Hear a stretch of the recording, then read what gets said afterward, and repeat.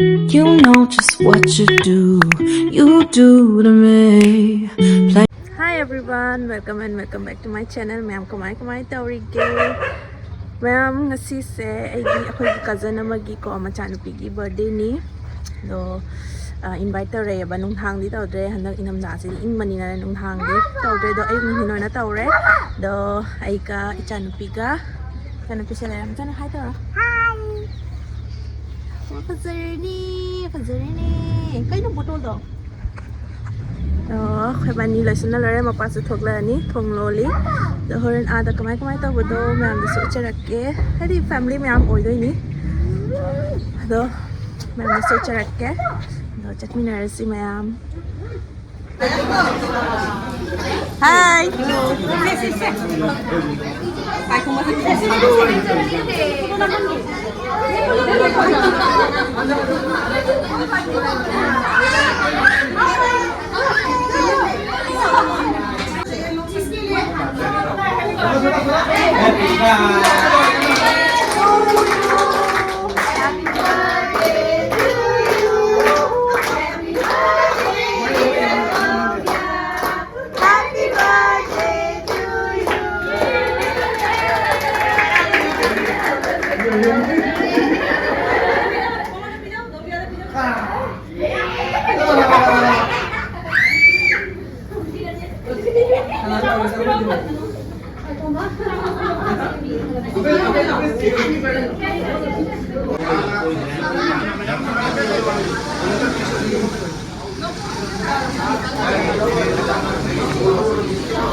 कैसा है?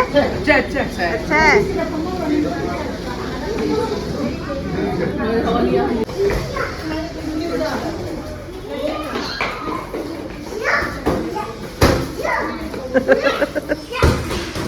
Kan tahu no.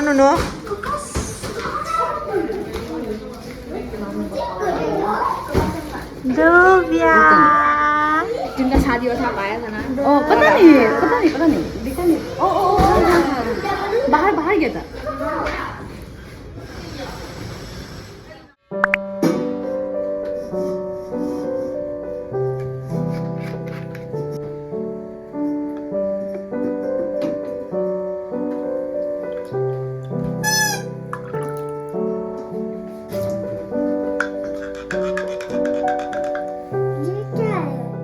morning.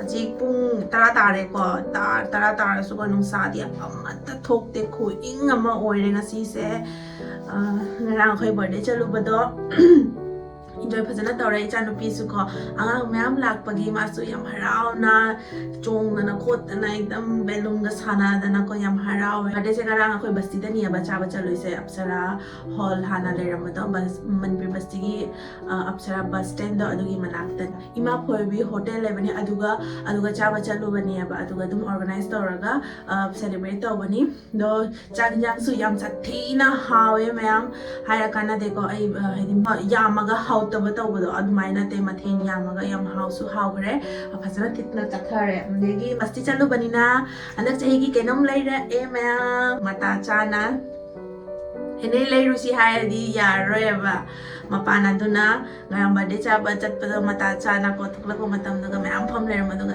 am ama kaino rupa cham gi dawre so lei ge na sinju chana bai masi di si tawtharani Singju amit pita tawtharani phajana adege chamna hawai ma thongani ye chak thongani asini yam chani misina hande na chongmana janni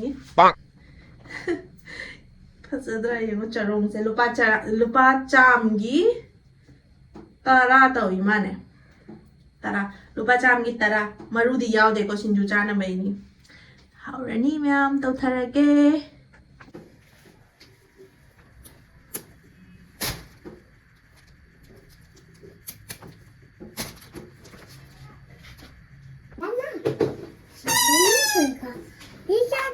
ये क्या करना है मम्मा? ये ना चीज़ योंगचक नहीं योंगचक क्या करना है? योंगचक चा दो बथोंगा क्या है? Singju करके चा दो बा Singju तौरगने मम्मा ने इस फजना तौरगा साथरनी ngasi di 니네도 엄마 하나네 비디오 셈남 로이라게 그까 되게냐 자노다 니네 비디오 mama का है maka है मैनू चफरा बताबा ये कैसे मैंने धाबा तोड़ते थबत तौदे कइनो थबत तौदे धाबा चाहिए nang roti charaira ai tawi de habra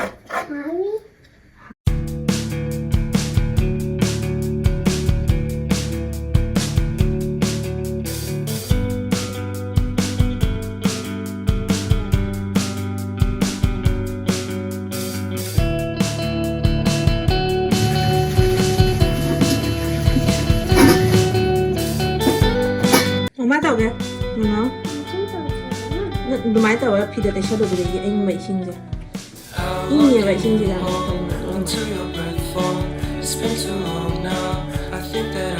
machin macha sina ko peteng du ngang lei bo kumbo hai do ngang oi ba ki khangja da bai ni ba mana ngang jari se mana khang jari se do sika hawai cham khotna loi jare hawai se khoi ki tanghai ta bi hawai du ni mosuri asina phayaba asina kaino magi mapum oradi mamit ama yawbani aba mamit yawbada isa da phatte ga haibani da khangde ado haji khamen simi hape chanam hape ising hape tuge yangan kitang hape achithau kitang hapaga hunjaraga thangat khare ani somdana amuk ai shok horen kama matungna sok tawna bai tilo amakha mapum amakha soijare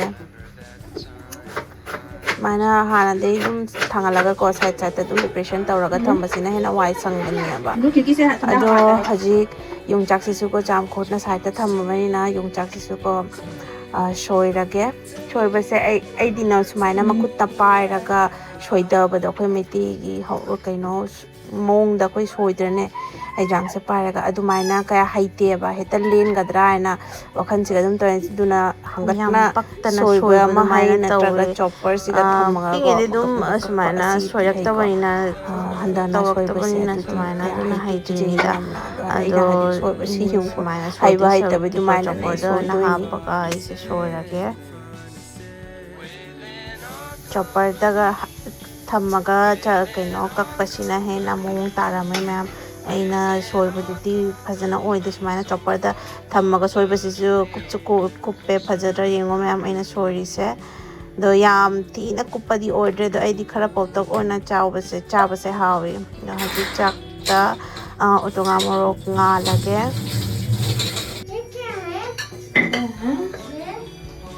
no do thau ni no pai no thamo thau ni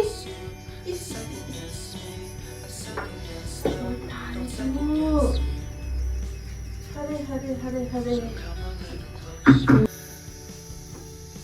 क्या बनाया मम्मा हवाई बनाया है उसके बाद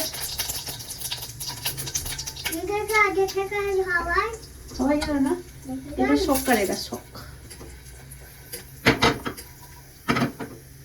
उसके बाद तिलौ डालेगा गरम है मजा नहीं डाल सकता है अभी मिठाई से बड़ा हो जाएगा ना मम्मा के लिए खाना बनाएगा बड़ा होने के बाद मम्मा के लिए खाना बनाएगा ऐसी को सुमाइना चमना था कि तंग कर हापोगा सोक तौबसिना हेना हावे येनम लेरदि अतिसु हावदनि दो येनम नि लेदि नौना ओइना सोक तौजरे अजिक थुम हापे ngahak सहोलगा अजिक बोम हापगा तौरनि पता नते दिने के ददे बा और दिने मम्मा देखेगा Kem pina jeng doi ba? natang gene Nyatong jeng ne. Ma'am da hai tao ro. ma'am hi Love you hai ka ro. love you I love you. I love you pap Mapan na ma'am. ma'am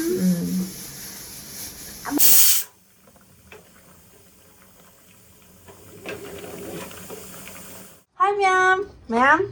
Thong thang na loi loi re ngasigi mathel sidi cham cham na yam hawgadaba mong na thonge hawai nang nang law na ma thonge ko ꯐꯗꯤꯒꯣꯝꯒꯁꯦ ꯐꯖꯅ ꯆꯥꯏꯔꯒ ꯑꯗꯒꯤ ꯄꯥꯄꯣꯔ ꯑꯃ ꯂꯩꯔꯦ ꯏꯆꯥꯅꯨꯄꯤ ꯄꯥꯄꯣꯔ ꯆꯥꯕ ꯍꯧꯒꯠꯂꯦ ꯑꯗꯒꯤ ꯁꯤꯒ ꯂꯩꯔꯦ ꯌꯣꯡꯆꯥꯛ ꯁꯤꯡꯖꯨ ꯁꯤꯡꯖꯨ ꯍꯥꯏꯒꯗ꯭ꯔꯥ ꯑꯃꯦꯠꯄꯤ ꯍꯥꯏꯒꯗ꯭ꯔꯥ ꯑꯃ ꯇꯧꯔꯦ ꯍꯧꯖꯤꯛ ꯆꯥꯕ ꯍꯧꯖꯔꯒꯦ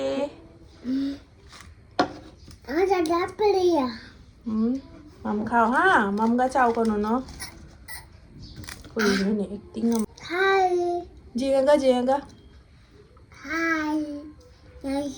Mom, chathare. Chaba hꯧꯔꯒꯦ ꯃꯌꯥꯝ ready 아 ꯇꯧꯔꯣ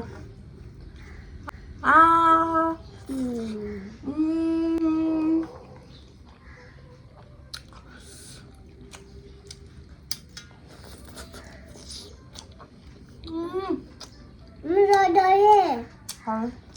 짝가 떠올려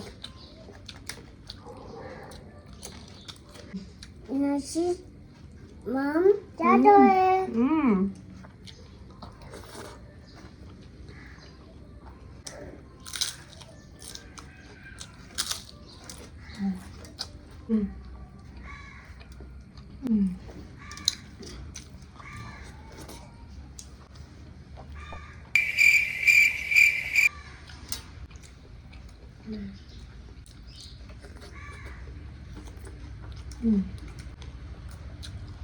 How about Listen.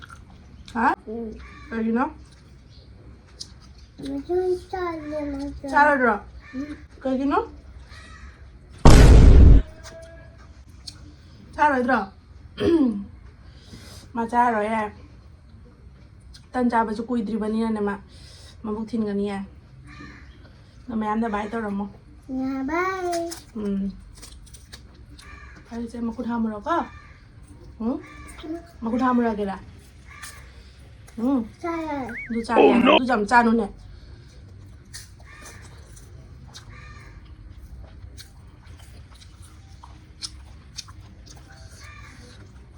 chắc mấy bữa xe em hầu á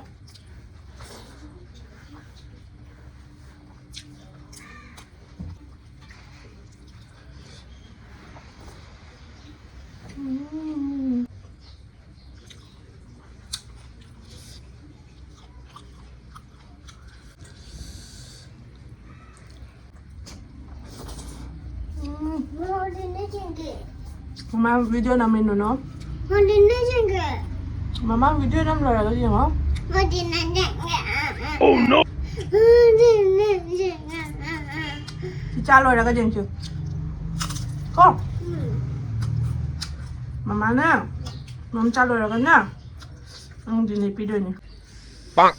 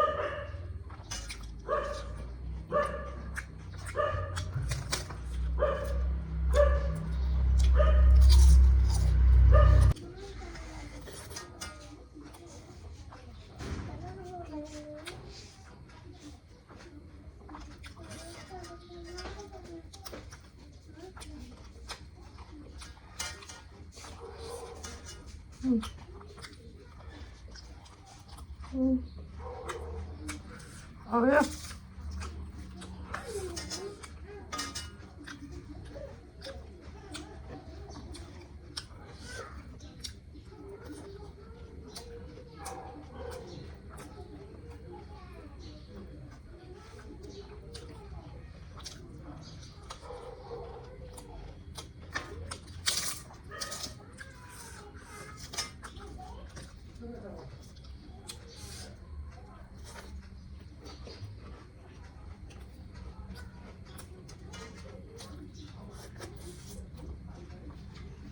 이자노비 샤라 뽀마 짜카래 폰 비와봐 유튜브 쟁도해봐 ꯅꯣꯏꯅ ꯑꯩ ꯆꯥ ꯂꯣꯏꯔꯒ ꯄꯤꯒꯦ ꯍꯥꯏꯕꯗ ꯊꯦꯝꯅ ꯀꯥꯞꯄꯨꯔꯗꯤ ꯌꯥꯔꯝꯃꯤꯗꯣ ꯍꯧꯖꯤꯛ ꯖꯥꯔꯛꯇꯅ ꯃꯄꯣꯏꯗ ꯆꯠꯈ꯭ꯔꯒ ꯍꯅꯨꯕꯗꯨꯒ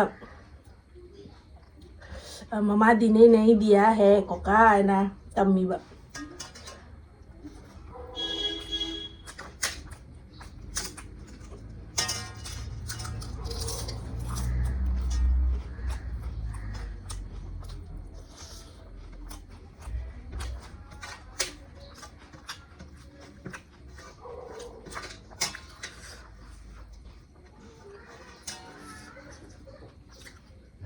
ꯃꯌꯥꯝꯁꯤꯅ ꯂꯥꯁ ꯆꯥꯛꯈꯨꯝ